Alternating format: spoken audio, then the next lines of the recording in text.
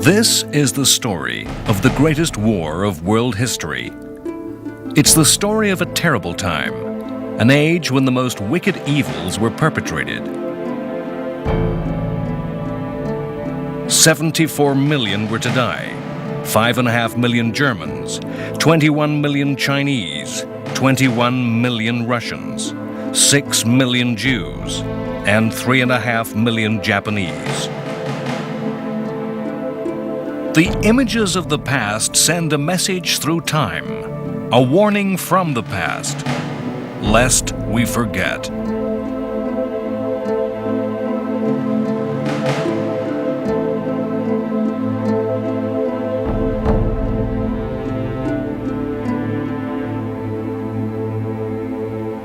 March 1933. A new Chancellor of Germany is elected. He does not seize power with conspiracy. He uses no violence. He is made Chancellor according to the laws of German democracy. A democracy he has openly and truthfully promised to destroy. He promises openly and truthfully to end the unfinished business of World War I, with blood if need be. He is Adolf Hitler. World War II was unfinished business. Without knowledge of the great European War of 1914 to 1918, we cannot comprehend the war that convulsed the world from 39 to 45. Even the fighting that tore across the remotest Pacific islands and the densest Asian jungle cannot be understood. The leaders of the world in 1939 were men shaped by the First World War. Hitler had seen the war at first hand as an infantryman in the trenches of the Western Front. And there were older men who had seen a generation of the young lost, consumed by an industrial war machine.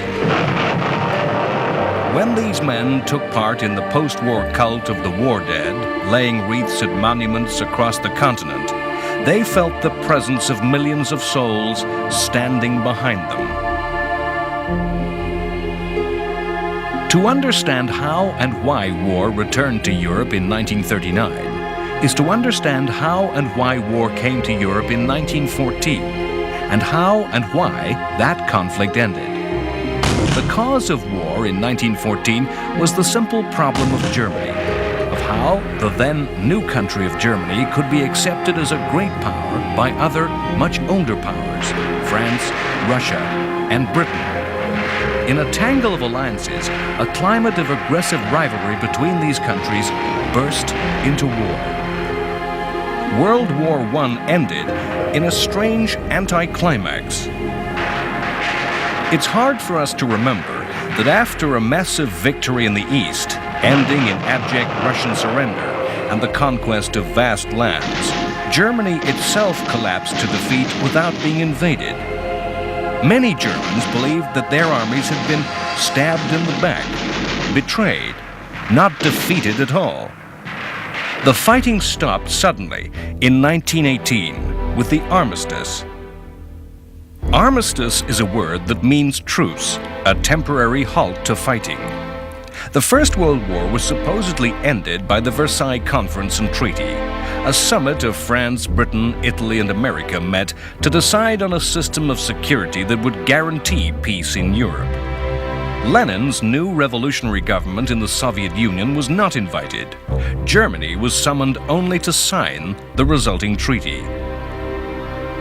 The French demanded that the treaty formally blame Germany for starting the war. Britain saw the war more as a terrible mistake. Every line of the treaty followed from the supposed German guilt. The guarantee of peace was to be the punishment and weakening of Germany. In fact, each line was a recipe for a future renewed war. Germany lost territory in the east where huge areas had been won from Soviet Russia. These gains of what in later years would be called Lebensraum, living space, were taken away and used to create a new nation, Poland. A high-minded and noble idea was that states should be decided by nationality.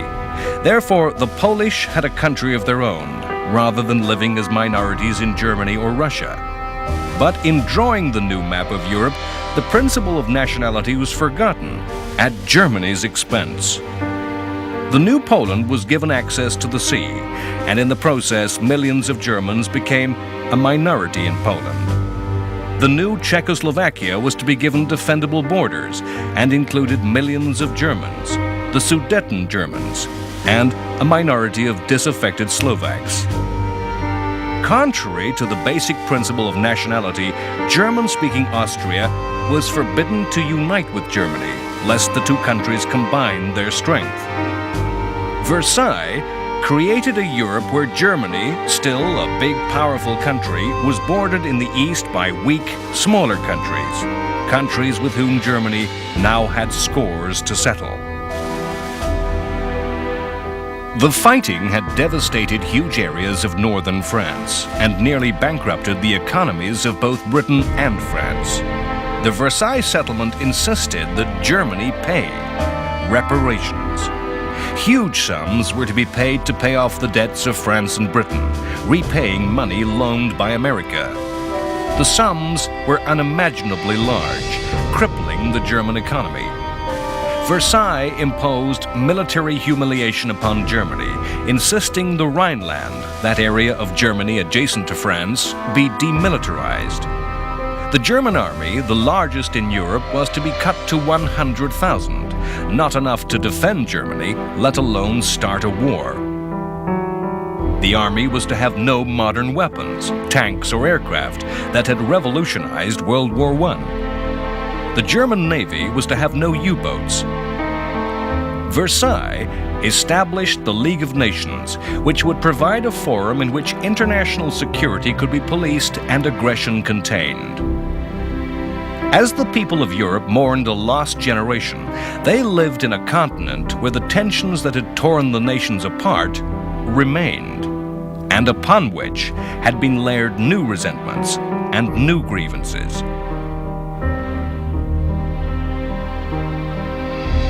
Now, the most powerful country in Europe remained with its strength, size, industry, economy, and population intact, and with a whole catalog of further grievances.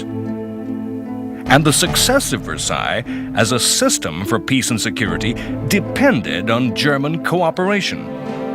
If Germany refused to pay, if she rearmed, if she moved troops into the Rhineland, the only option open to France and Britain was to restart the ghastly horror of the Western Front, to renew the war, fought to end all wars. Versailles was weakened from the start. The British thought the settlement unfair and unrealistic. The French that the punishment of Germany had not gone far enough.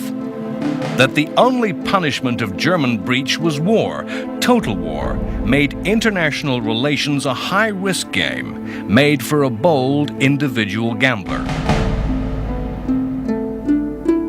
What of the United States, the power whose entry into the war in 1917 had weighed the scales against Germany?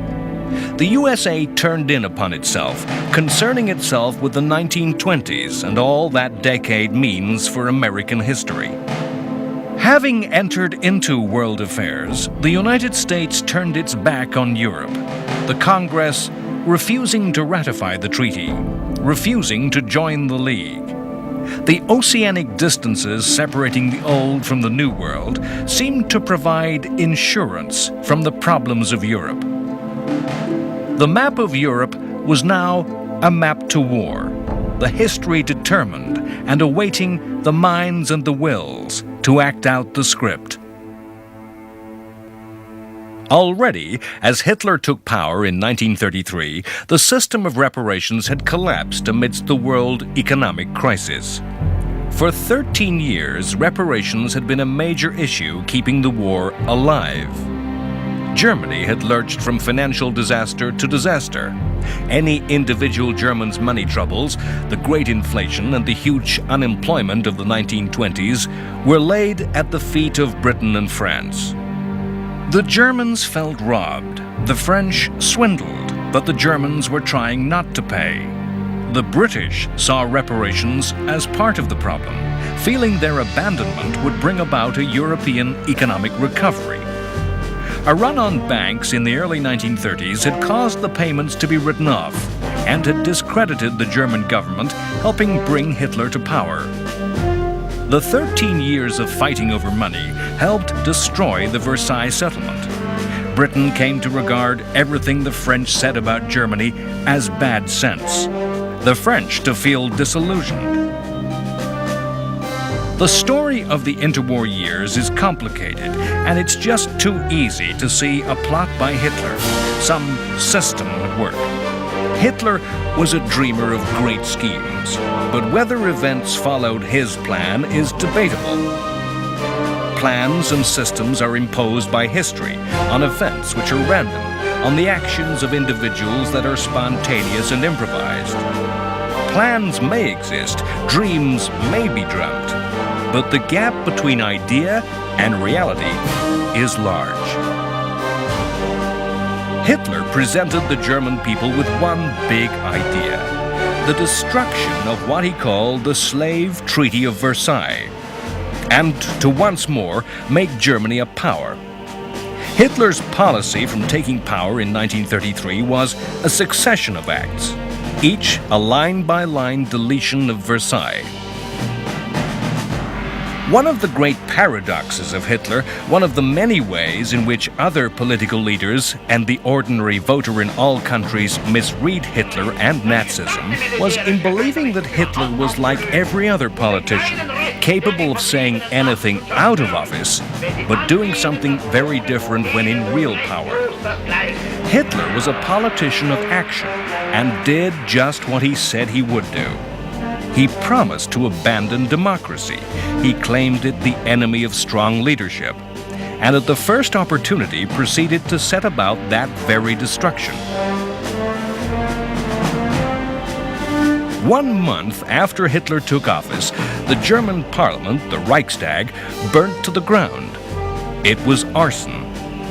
The attack upon the center of German democracy is shrouded in conspiracy theory. The controversy is central to the history of Nazi Germany. The Nazis blamed communists and claimed the arson was the prelude to a communist coup, a plot to establish a Soviet Germany. Indeed, in the polarized and extreme politics of Germany at that time, that was the goal of the Nazis' Bolshevik enemies.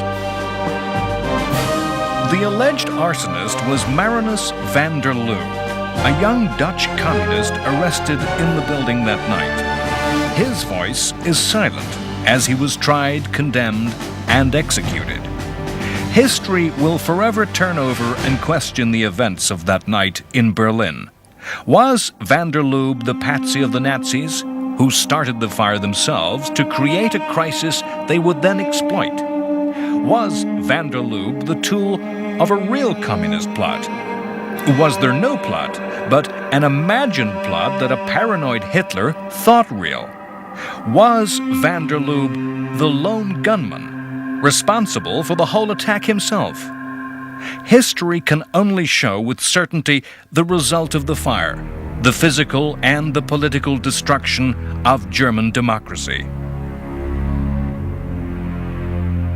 The Nazis used the emergency to suspend parliamentary democracy and arrest and imprison all communist and socialist opponents.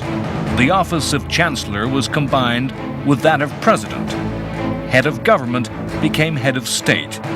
The army swore personal loyalty to Adolf Hitler, and a parliamentary democracy became a dictatorship.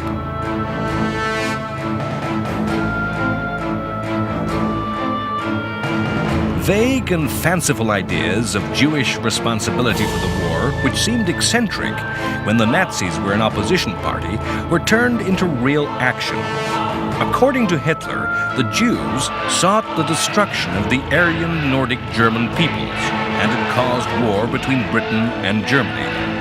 Hitler believed the Jews were using Slav people via Soviet communism to threaten the German race. The result was persecution of Jewish people and businesses, both formal and informal, that spread to all parts of German society.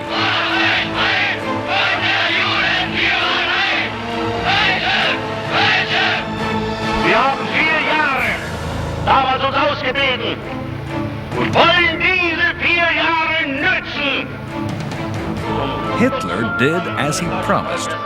He said he would end unemployment and did so, implementing policy that was a German New Deal, a recovery program that was every bit as successful as that of Roosevelt in the USA. Money was pumped into the economy through vast public works, directly and indirectly creating jobs, raising the level of demand and productivity throughout Germany. A lasting image of the 1930s is of Hitler and other Nazis proudly opening autobahns, futurist highways of a new age. It was a more ruthless New Deal than Roosevelt's, the destruction of trades unions making the manipulation of the economy easier than in America. The great parades of Nazism, stupefying to the eye, were the genuine expression of a nation willingly, gladly, and gratefully marching symbolically and actually in step with the will of one man. Already in 1933, the system of reparations had collapsed. Hitler first made an attack upon the principle of disarmament. Hitler's predecessors in government had been party to a lengthy conference of disarmament demanding revision of the treaty. Hitler, sensing France too weak to do anything and Britain thinking the treaty unfair, simply walked out of discussions and ordered rearmament. It was a gamble. The French raged, but as Germany began to once more launch U-boats, began openly to develop tanks, as the skies began to fill with the embryonic Luftwaffe, nothing happened. Hitler had challenged the British and French to fight. The gamble paid off. Nothing happened. Hitler simply left the League of Nations, and nothing happened.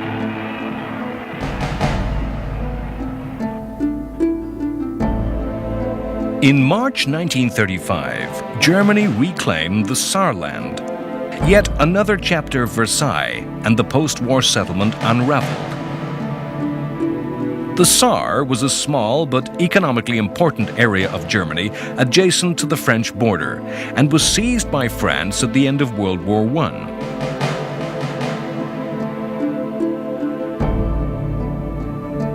The Versailles Treaty promised that after 15 years of French occupation, the population of the Saar could vote to choose French rule, German rule, or independence.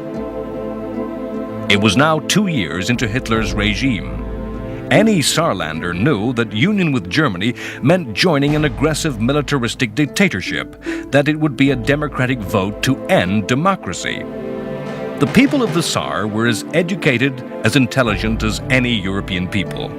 The issues at stake were fully and openly debated. The French made a strong and attractive case for retention of their rule. The voting was free and fair, internationally monitored. 98% chose Germany, chose Nazism, chose Hitler.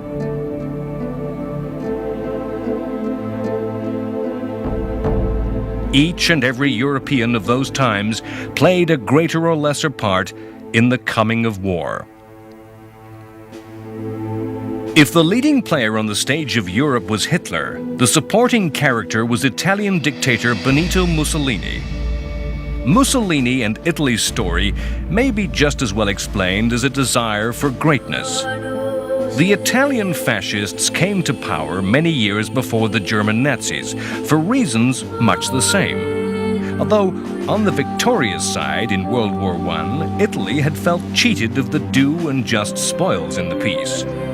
Mussolini created fascism as a dynamic politics of the future and had abolished democracy. Nazism had borrowed many basic political and visual ideas from fascism. The central difference between the two leaders was the relationship each had between actions and words. Mussolini boasted and bragged, talked of power, but in reality, Italy was a weak country without the inherent strength, the wealth, resources, and the industry to back up proud words. Mussolini felt himself the creator of fascism and senior to Hitler. In later years, Mussolini, confronted with Hitler's successes, was impelled to somehow put his boasts into action. These policies of vanity and envy would desperately weaken the strategy of the Italian-German alliance. In 1935, Italy invaded the African country of Abyssinia, modern-day Ethiopia, and the only African state until then independent, a feudal monarchy ruled by a god-king Haile Selassie. The two countries had fought in the 19th century when Italy had been defeated by an African army. Mussolini wanted revenge. Abyssinia had plans of imperial expansion of its own, conflicting with Italian interests spreading from Somalia. Why did Mussolini send his forces into battle when he did? It was not as if the dictator needed a war to distract the Italian population from internal Italian affairs. Mussolini was secure in power and enjoyed the approval of the Italian people. It was not a war that Italy could particularly afford, and Abyssinia was not a colony worth having for its wealth. It was not that Abyssinia was the target of a rival imperial power.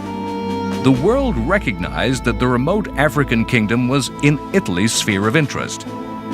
There is probably no simpler answer than the vanity of Benito Mussolini.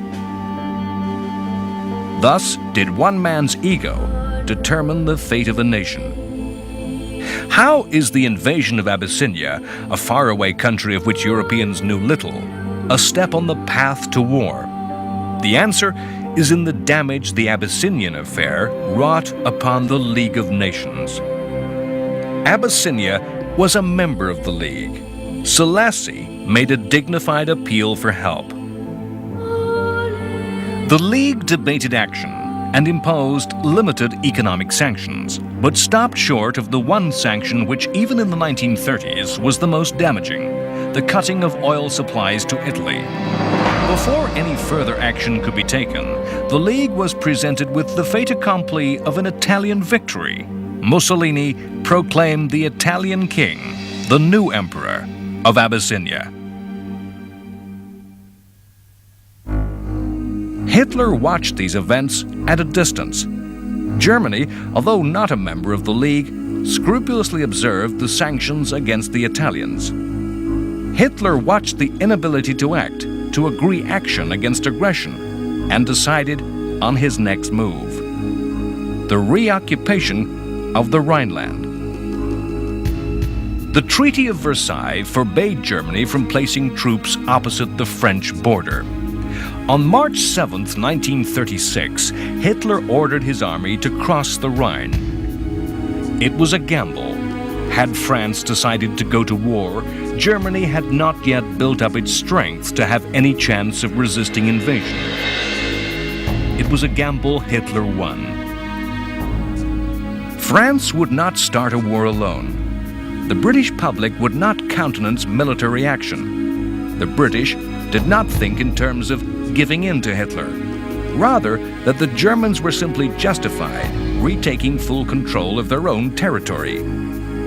The reoccupation of the Rhineland has been described as the real end of World War I and its aftermath.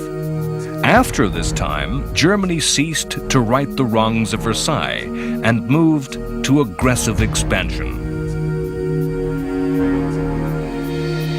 From the perspective of generations later, it's hard to realize the novelty of Hitler's tactics in the international politics of the 1930s. The whole ethos after World War I was disarmament and arms control. A world where politicians hid their strength, said they had less guns, tanks, and aircraft. Where nations hid the fact that they were building larger ships. In 1934, in the British Parliament, there had been angry exchanges between Prime Minister Baldwin and maverick backbencher Winston Churchill over the true size of the German Air Force. Churchill wildly and wrongly claimed that the Germans had a secret air force already many times stronger than the RAF. Hitler turned this world upside down and claimed a greater strength than he had. In a paranoid climate of alleged secret forces, nobody ever suspected a country would overstate its strength.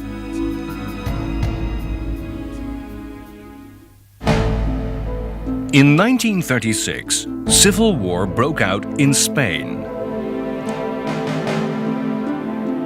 In 1931, Spain, an old-fashioned, traditional country, had become a republic, and a process of change and reform begun. Conservative Spain was alarmed by the changes, and in 1936 the election of a government of communists and socialists caused elements of the army to break out in open rebellion.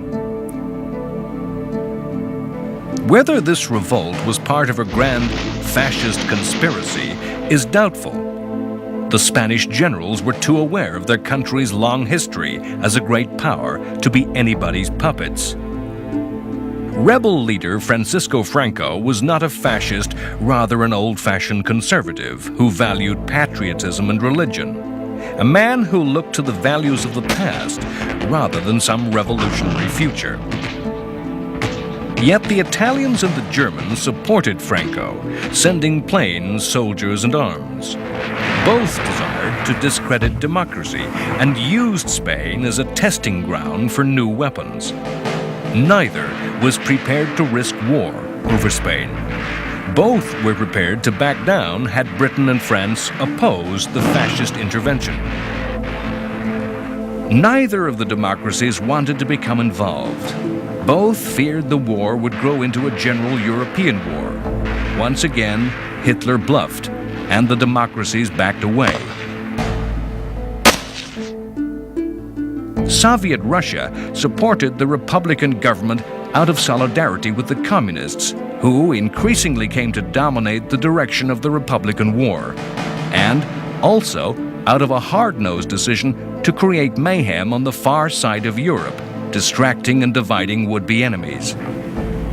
The war might have ended quickly with defeat of Franco's rebels had the democracies supported the legitimate government. It might have ended quickly had the strict neutrality Britain and France imposed been likewise observed by the fascists and communists. As it was, the fighting dragged on for 3 more years. 3 years of increasing brutality on both sides. Franco's troops killing anyone of even the most liberal opinion. A third of Spain's clergy, monks, nuns, and priests were killed for their faith by the Republicans. The Spanish Civil War has gained a special place in history. To this day, no account seems capable of telling the story of Spain without partisanly refighting the battles. The mythology of the International Brigade, the few thousands of young left-wing idealists from the democracies who joined to fight fascism, paints the war in a romantic light. But Spain represented a conflict as isolated from Europe as the country itself. Subsequent history shows Spain remaining resolutely neutral in the European war. If there was a Nazi plot, Hitler gained little benefit.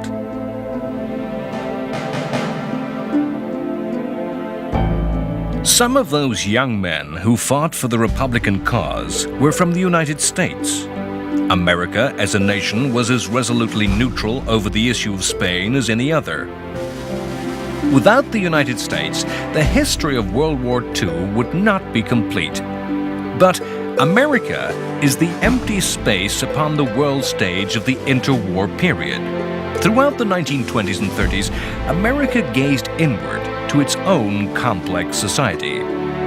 While American ideas had been responsible for much of the idealism that permeated Versailles, the Congress of the U.S. refused to ratify the treaty. America was to have nothing to do with the League, nothing to do with policing the system of security that the treaty created. America had vast problems of its own, dealing with the economic chaos of the Great Depression and the Wall Street crash. It was chaos that affected industry and agriculture alike, causing mass unemployment and huge internal movements of population. It was a time of civil unrest, with mass protests before the White House. General Douglas MacArthur earned himself a different niche in history, as he commanded U.S. troops to prepare to fire on U.S. citizens.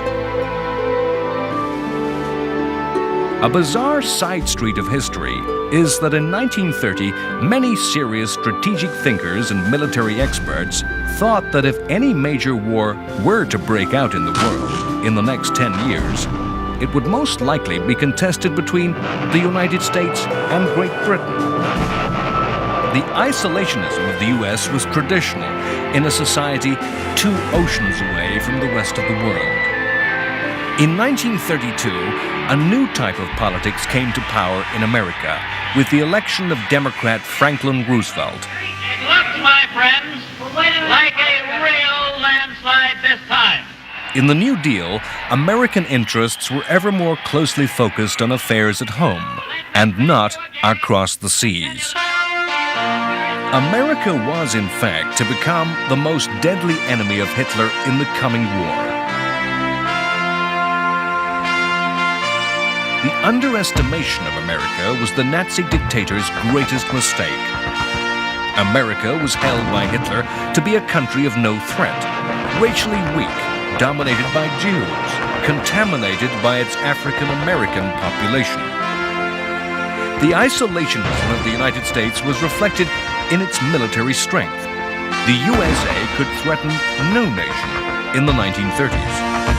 While Germany thought the restricted 100,000-man army an insult, the United States Army was freely kept by Congress at around 135,000.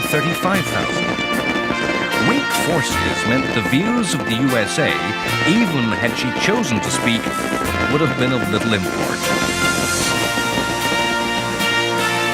In 1935, Congress reinforced the wall against the world by passing the Neutrality Acts. These laws were the products of a conspiracy theory that U.S. arms manufacturers had engineered America's entry to the First World War. The new laws prevented U.S. arms sales to any nation at war. If Hitler paid little interest in the USA, across another ocean, the Empire of Japan viewed America with envy and aggression. The place of Japan and China in the build-up to the outbreak of war is often neglected. On the other side of the world, great movements of people and ideas were unfolding, acts perpetrated involving astounding cruelty and inhumanity. Huge conspiracies and war plans were forming in Japan. In 1926, a new emperor ascended the chrysanthemum throne, Hirohito. As was and remains the custom, a name was chosen for the era of the new monarch's reign. This was to be the Showa, the era of illustrious peace. The coming years were to bring anything but peace to the peoples of Japan and Asia. In the interwar years, Japan's miraculous transformation into a modern society seemed to be failing. There was economic depression, high unemployment, and rural poverty. Japan had sided with the victorious powers in World War I, yet gained little from the peace. The abandonment of democracy by European states, such as Italy and Germany, seemed to hint to some Japanese that they too should abandon the foreign ideas and return to a traditional society. Expansion from the crowded Japanese islands, islands that lacked the resources needed to power a modern industrial society, seemed a way out of the problems of recession and unemployment. Japan eyed China covetously, resenting European powers exploiting the wealth of the region. Japan came to be allied with the fascist powers, but was not a fascist country. Economic need and greed were integrated with a traditional mythology to create a unique worldview. Japanese society at all levels between the wars became permeated with an ideology of Japanese racial superiority, the God Emperor giving the Japanese race a distinction over other peoples who had lost their link with the divine. This ideology saw a future war in which enlightened Japanese liberated the less fortunate of Asia, and a war of world domination, that would be fought against the United States. As a developed industrial country, Japan shared in the industrialized nation's exploitation of China. Various treaties had allowed these countries concessions of territory inside China, with the right to station troops. The British territory of Hong Kong was the model. From this presence, Japan planned to expand. In 1931, Japan had faked an attack by Chinese troops upon Japanese forces in Manchuria. In retaliation, the Army of Japan invaded and conquered the Chinese province, renaming it Manchukuo and installing a puppet government headed by the last emperor of China, Puyi. With this vindication of their aggressive expansionist policy, the military gained more power, becoming the dominant force of Japanese policy. The invasion of Manchuria is a major landmark on the timeline to war.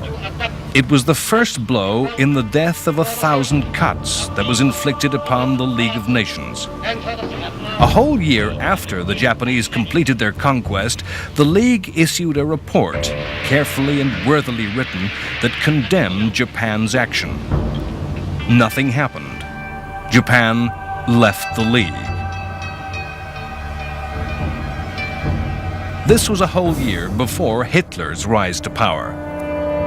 In November 1936, fearful of Russian communist ambition in the Far East, Japan formed a pact with Germany and Italy, the Anti-Comintern Pact, directed against communist expansion. This was not a relationship of great trust or shared ideology, more of expedience and fear of a common enemy. Japan knew that Nazism's white supremacism could never be reconciled with their own racial supremacy.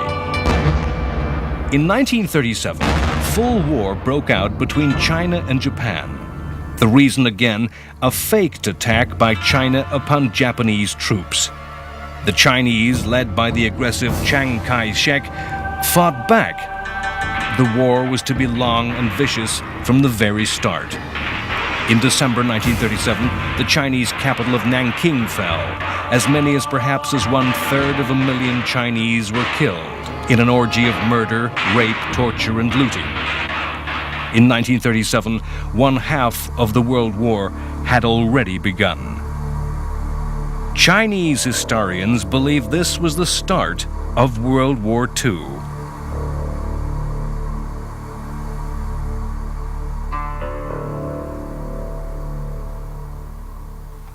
Stalin's Russia seemed the exception in a Europe full of states that had some grievance at the end of World War I. Russia's interest in international affairs was cautious and pragmatic, designed mainly to ensure no great coalition of capitalism was formed against Bolshevism. This was the time of the mass industrialization of the Soviet Union, of the 5-year plans. These years were the years of the purges. Every Russian, including Stalin, living in paranoid terror, fearing the enemy at home, and dreading betrayal, denunciation, imprisonment in a labor camp, or summary execution. Millions were to die and disappear. Of course, in the despotic terror of Stalinism lay a fearful dilemma for the democracies, which explains much of what has come to be called appeasement. In the 1930s, who was worse, Hitler or Stalin? To Western Europe, Bolshevism seemed far the greater evil, and Hitler at least a stern anti-communist. The actions of the politicians who wore suits, the Democrats who faced Hitler, are the counterparts to Nazi aggression. The mythic history of the war condemns them as appeasers, weakly giving in to Hitler's lies. The truth, though, is more complex. As soon as the Versailles Treaty was agreed, because the victorious powers had no sanction other than renewed war, negotiation, concession, compromise, appeasement became the way of dealing with problems. At the start of the 1930s, British policy was in the hands of James Ramsay MacDonald, Britain's first socialist prime minister and a man who had been an active pacifist in the First World War. MacDonald believed Germany had fair grievances that deserved redress. His successor from 1932 was Stanley Baldwin, a placid, uncharismatic man who refused to be panicked by Hitler's aggression and thought the French hysterical and paranoid. If British policy was determined by men who thought Germany deserved better treatment and who refused to get upset by Hitler, French policy was determined by more complex emotions. The French felt aggrieved and threatened by Germany, yet were paralyzed by a cynical defeatism that prevented a positive action against Nazism. They refused to act without British help, convinced war was coming but that nothing positive could be done. Their view of the world came to be expressed in spectacular physical form. The French were to devote incredible sums of money in the second half of the 1930s to the construction of the Maginot Line. Named after the French war minister who conceived the plan, the line was a complex of futuristic fortifications. The line ran from Switzerland to the Luxembourg and Belgian border and was designed to deter German attack. The great weakness of the line was that it did not extend across all France's western border. It was thought impolitic to extend the forts against the Belgians, a friendly and neutral country. Nearly 500,000 French troops inhabited underground cities of war, manning huge ammunition stores, deep armored bunkers with underground roads and railways. The rigidity of the Maginot Line reflected the French strategic mind. People who gaze into the future too often only see their past, and France could not imagine a future war which did not begin with a German attack in the West upon France. While building its wall in the West, France made defensive alliances in the East. But with what states did France make these defensive alliances? Czechoslovakia and Poland. Small countries, weak countries, countries that had scores with whom Hitler had grievance, countries that had German minorities, had German territory. Poland was notoriously unstable and aggressive, with delusions of great power and status. These alliances would be more likely to drag France into a war as deter Germany. Not all politicians in the democracies were appeasers. In Great Britain, Winston Churchill constantly warned that Nazism would in the end bring a huge war. In Churchill's story, once again, the history and mythology of the war grind past each other. In the 1930s, Churchill was thought a dangerous eccentric who, by his constant calls for more arms, was likely to bring about war. Churchill already had a long history in British politics and not a history covered in glory. As a cabinet minister in World War I, he was forced to resign over disastrously conceived campaigns which had cost thousands of lives. As peacetime chancellor, finance minister, he had been forced to resign over catastrophic mishandling of the economy, causing economic chaos. Churchill was, in many ways, hopelessly out of step in the 1930s, a die-hard conservative with a mind closed to new ideas. Churchill was trusted by almost no one, thought an unprincipled man, a politician who had changed parties cynically for personal gain. That history has vindicated Churchill makes it hard for us to realize that 1930s Britain feared him and saw the pragmatic common sense of the British government prepared to deal with Hitler as the right way forward. In May 1937, Neville Chamberlain became British Prime Minister. Chamberlain has a sad place in the history of the war. The wisdom of hindsight and the mythology of the war makes him arch-appeaser, the betrayer of small countries, the mirror of weakness against Churchill's strength. If we are to judge this man, let us ask ourselves, would we, in our turn, as people of reason and fairness, not attempt everything possible to avoid the recurrence of war? Would we really follow the insane ravings of Churchill?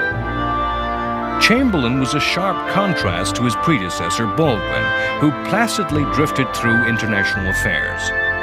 Chamberlain, despite the appearance of a 19th century gentleman, had a keen mind, was a competent administrator who really could achieve in government. He came to office determined to get things done, to resolve rather than ignore problems. Today, appeasement is a dirty word, synonymous with insipid surrender. In the 1930s, it was the problem, not the enemy, that was appeased. Appeasement meant negotiation and compromise. Chamberlain was a determined and principled man who simply pursued what everybody, politician and citizen alike, saw as the sensible way to do things.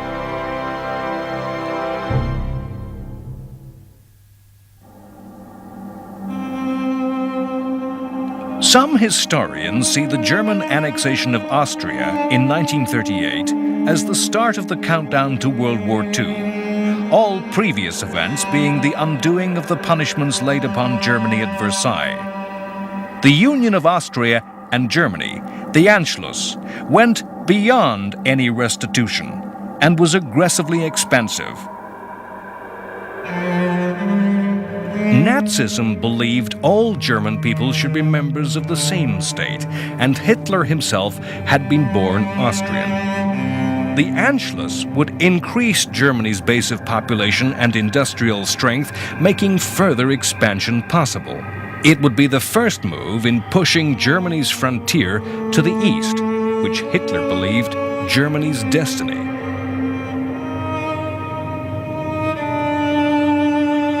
The Austrian Nazis were in constant ferment and agitation against the Austrian government. There was a history of violence and assassination, of threatened and attempted coups. In 1936, Austrian Chancellor Schuschnigg had made what was ironically called a gentleman's agreement with Hitler. Concessions were made to the Nazis, yet the agitation continued. 2 years later, in February 1938, Hitler and Schuschnigg met again, and it was agreed that a Nazi sympathizer be made minister in charge of Austrian security. The Austrian government saw this as part of a gradual taking over of Austria and proposed a vote on Anschluss. With the reoccupation of the Rhineland, Hitler had bluffed his strength. Now German troops began to really mass on the Austrian border, to intervene, to prevent chaos and anarchy in Austria. For perhaps the first time in history, an international crisis was conducted over the telephone. Schuschnigg and the Austrians, who wished to retain independence, tried to rally support among the leaders of Europe. In a series of phone calls, they found no one would support Austria. Britain and France thought war not a price worth paying, accurately sensing that most Austrian people were not opposed to Anschluss. As German troops entered Austria, they were received with wild enthusiasm. Hitler is a hero. Austria was incorporated as part of the Third Reich. Hitler's plan had been to take control of Austria slowly, by the same methods as in Germany, by first using and then dissolving democracy, creating a puppet state. As he received the adulation of the Austrian people as a whirlwind of history gathered around Europe, perhaps even Hitler thought that the pace of time was accelerating towards a destiny that might not be in any man's total control. Next time, on World War II, The Complete History, it's the turn of the state of Czechoslovakia to face the might of Hitler's ambition and wrath. In the defining moment of the 1930s, Neville Chamberlain flies to Munich to resolve the crisis. The great powers of Europe meet to decide the fate of the small Central European country. The Czechs wait outside, to be told their fate. Events that history judge as betrayal, as the definitive appeasement, are lauded by the peoples of the world. Chamberlain returns to London a hero. He promises peace in our time. Too soon, the climate of ecstatic relief and joy dissolves, as it's realized that Hitler will not keep his word. A grim realism seizes Europe as Britain and France begin to rearm. The eastern ambition and hunger of Hitler grows as his gaze falls upon the remainder of Czech lands. The nation of Czechoslovakia dissolves. All over Europe, there is a fatalistic certainty that war is coming. Poland is the subject of Hitler's mystical belief and territorial avarice in a move which shocks the world. Nazism and Soviet communism form an unholy alliance that seals Poland's fate. Enmeshed by alliances disguised as protections, France and Britain are committed to aid Poland, and war breaks out.